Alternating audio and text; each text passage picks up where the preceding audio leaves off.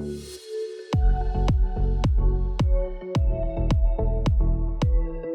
right, my friends, welcome to another video lesson. In this lesson, we're going to be learning about three-point editing. Now, there are a couple different approaches to the basic editing process in Premiere. Kind of the main two schools of this are three-point editing and then timeline, or what I like to call sushi style editing. So in this video, we're going to concentrate on the three-point style, and then in another video lesson, we'll talk about how to utilize the sushi style. So to get started on our montage project here with three-point style, we're going to go to the music bin here and open up our music track. I'm double clicking and opening it up in the source monitor here, and you can see my entire track is laid out in waveform. It's in stereo, that's why we've got a left channel up here and a right channel here down below. And I can scroll through this entire track, and you can hear when I do that, I get what's called audio scrubbing, where I can hear the portions that I'm actually moving over when I drag the playhead through the timeline here. So you may not have this audio scrubbing turned on. This is actually a preference in Premiere. So I'm going to go to Premiere Pro Preferences and then down to Audio. Now on a PC, I believe this is Edit Preferences, but on a Mac, it's Premiere Pro Preferences. Open up the audio preferences window here, and the thing you want to make sure that is enabled is play audio while scrubbing. This makes audio editing a lot easier. By default, it's usually turned off. So go ahead and hit that checkbox and turn that on, and then you'll be able to scrub through like this, and also arrow back and forth, frame by frame. Okay, so what I want to do here is put together a song for my montage project. And I highly recommend that you guys approach the project in this fashion. Get the music into the timeline first, then worry about editing in picture. Trust me, it's going to make it a lot easier for you to do.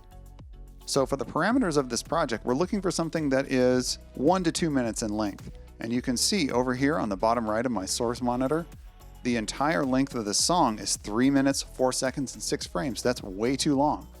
So I need to edit it down. And this is something that I really want you guys to try and do too. Edit down a song to fit within the parameters of the length. Or if you've got something that's shorter than 1 to 2 minutes, cut it and loop parts of it to make it long enough. Either way. So what I'm looking for is a beginning, a middle, and an end to this song in a much shorter format. So I'm going to move over to the beginning of the song here, and I'm going to zoom in so I can get a better view of where exactly I want to make my edit. So to zoom in, I'm going to use the equals key. I call it the plus key because the plus is right on top of the equals, and plus makes a lot more sense for zooming in than equals does. All right, and this is usually the key that's right next to the large delete key on a Mac keyboard or the backspace key on a PC keyboard. So I'm going to hit that, and you can see I can zoom really far in, all the way down to the resolution of 1 frame here. Okay? Now, just to the left of that key is the minus key. If I hit that, I can zoom out. And when you are audio editing, you are always zooming in and out constantly, and you'll see why. All right, so what I want to do is identify where I want to start the portion that I'm going to use in the timeline. So I could drag my playhead up to the beginning of it here, but the better way to do that is to get the playhead close and then arrow forward until I hear the first piece of the music. There it is. You can hear as I approach it, you hear just a tiny little piece of the pulse right there. So what I'm going to do is identify that this is where I want the portion that I'm going to use to start. And I'm going to do that by marking an endpoint. And to do that, I'm going to use the I key. I hit that, and you can see Premiere marks, hey, this is where I'm going to start the usable portion of this piece. I've got nothing over here, just silence. I'm not interested in that. So now what I need to do is zoom out and find where I want this part to end, okay? So I've got my beginning here. If I play from that part forward, got a pulse, another pulse, and so on. That's a good beginning. And then the song's going to kick in here, and then I'm looking for it to get to a place where I can transition from the middle portion here to an end portion. So I think I'm going to move forward to about, I don't know, 45 seconds or so in. Zoom in a little bit and give a listen.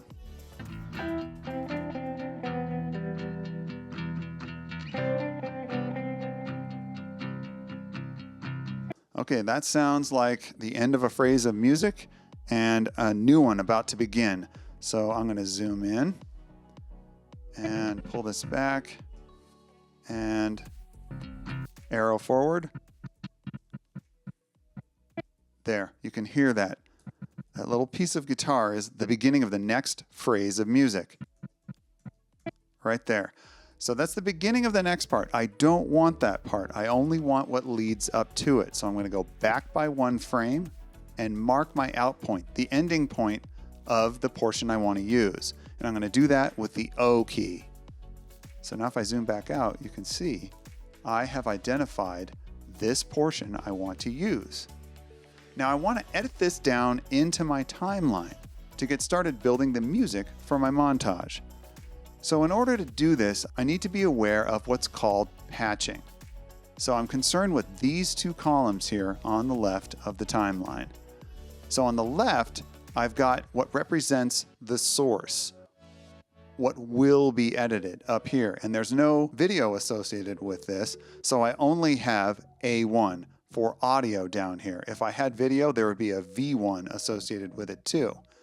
So what I want to do is have this portion go onto my A1 track up here on the destination side. So the left side is the source, the right side is the destination down here in the timeline. So I want my source A1 to go to my destination A1 on this track here. So I need to patch it up to that destination. I can just grab it, click, hold, and drag it up. And now when I make my edit, the source will go to the destination on this track. So I need to tell Premiere where exactly I want that to happen.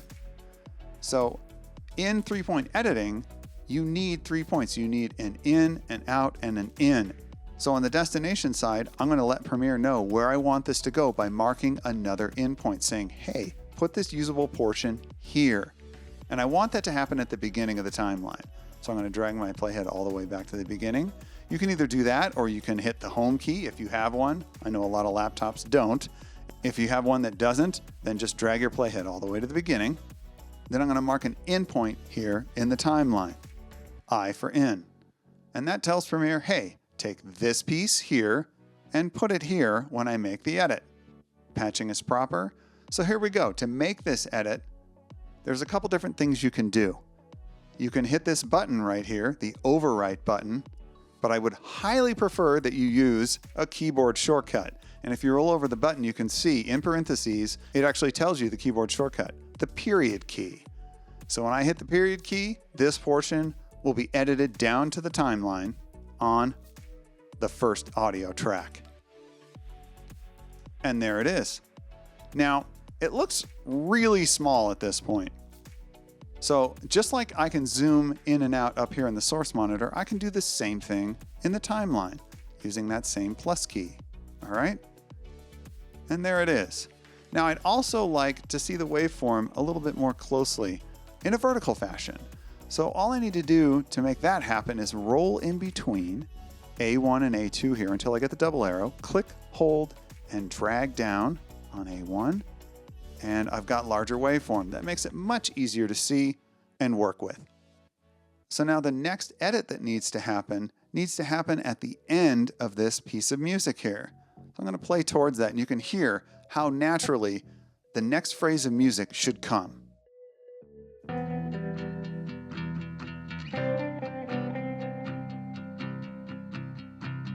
It sounds like something else is going to happen there, right? Absolutely. All right. So now that the playhead is there, I can mark another in. Now, if it wasn't, let's say it was back here a little bit, and I want to get there. I can either hit the end key, and that'll cause the playhead to jump right there. If I don't have the end key, then I can hit the down arrow, and it will go to the next edit point. If I hit the up arrow, it'll go to the previous edit point. And that works for all the tracks that are turned on here, okay? As long as I have them turned on, the playhead will jump to every edit point on those tracks as I hit the up or down arrows. Okay, so now I need an end to this song. I have a beginning, I have a middle, I need an end. All right, so I'm gonna cruise over to the end of the song here. And before I mark my next in point, I'm gonna get rid of my previous in and out points. And to do that, I'm gonna use a keyboard shortcut. On a Mac, it's Option X. On a PC, it's Shift Control X. And I do that, and they both disappear. Now, if I only wanted to get rid of the in, it would be Option I or Shift Control I on a PC. And only the out would be Option O on a Mac or Shift Control O on a PC. But in this case, I wanted to get rid of both, so I used the Option X command. So I'm going to zoom in again and play towards this series of pulses here that are towards the end of the song.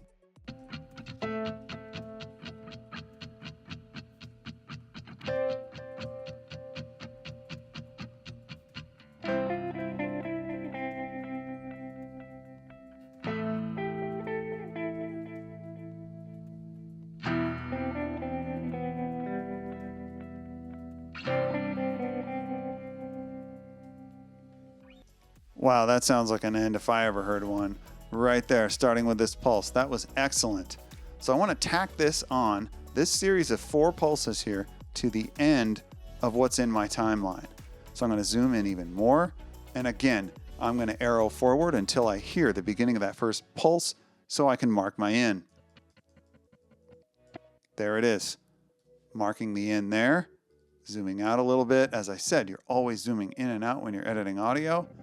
And I'm going to zoom in here, arrow forward till I hear the beginning of the next pulse. There it is. Back by 1 frame because I don't want the beginning of the next pulse. Mark my out, zoom out again, and here's my next usable portion. Okay, so now in the timeline, I'm going to click down here to activate it. I want to place my next in point. Playhead is properly located. I'm already patched. I'm going to mark my I for in, and again, make another edit with the period key. Boom, there it is. Okay, so now I want to see everything edited into my timeline at once. Okay, to do that, there's another keyboard shortcut, the backslash key. I hit that, and automatically Premiere will zoom to show me everything that's in my timeline at about the viewable length of the timeline. So if I'm super zoomed in here, I can reset myself by hitting the backslash key. I hit it again, I go back to the previous zoom. So you can toggle back and forth between the two. Super cool. It also works if you're super zoomed out. Let's stretch it out, see the entire timeline at once in a nice friendly view. Okay, so let's play through that edit and see how we did.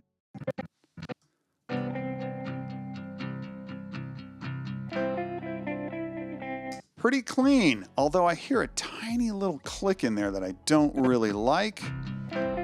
Yeah, that happens a lot when you're editing audio. So I'm going to zoom in, and you can see my edit point here.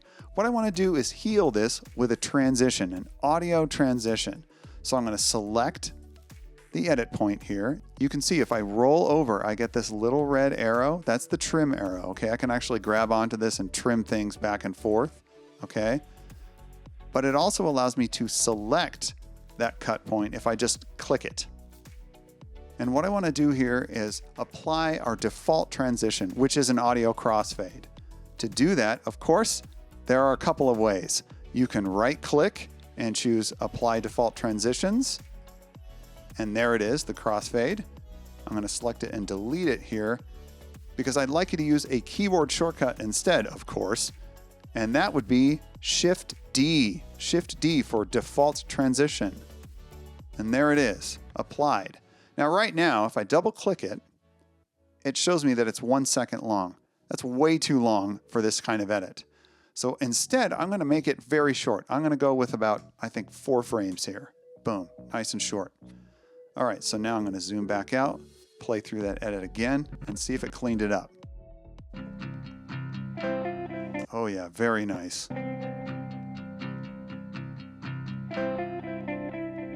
Click free, I like it. Okay. Okay, so this is really cool. So we've got the entire song in here. Obviously, I need to do more work at the end and the beginning. We've got some mixing work to do, but right now we're just doing a rough edit. So what I'd like to do is get some picture in here now. Let's get some video on top of this music. So I'm going to go into my media bin here and twirl down my animals and double click on my good friend the macaw here. Okay, so what we're going to do now is switch our 3-point configuration so that instead of having 2 points in the source and 1 point in the destination, we're going to have 2 points on the destination and only 1 point in the source. And the reason that we're going to do that is because we want to use the destination to determine how long the shot should be. All right, so if I bring my playhead back to the beginning here, zoom in, I'm even going to expand this track just a little more here. And what I'd like to do is have the first shot here take up the first pulse. So if I play this, I want the shot to take up that and end right as the second pulse begins. Okay, so I'm going to place my in and out down here in the timeline to say I only want the shot to take this long. So at the very beginning, I'm marking my in, then I'm playing through, stopping, zooming in, and again, same process we were following in the source monitor before. I'm going to arrow forward until I hear that pulse. There it is, just the beginning of it. All right, I'm going to arrow back by 1 frame because I don't want that beginning. Hit the O key for my out, zoom back out, and there it is. I've identified how long I want the shot to be once it gets here. Now what I need to do is find out where I want the shot to start. I'm not necessarily concerned with where it's going to end because Premiere is going to determine that down here just by having the length pre-identified. So I'm going to grab the playhead down here and scroll forward, and you can see you can scroll through the entire shot here, okay?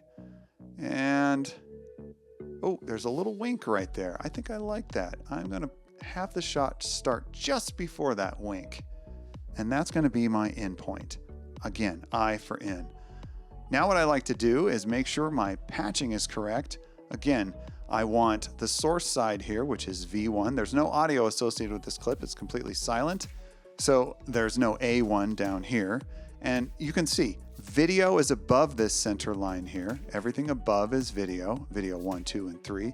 And everything below the line is audio, A1, 2, and 3. Okay? I talk all the time about above and below the line. And this is the line I'm talking about right here. The designator between the video portion of your timeline and the audio portion.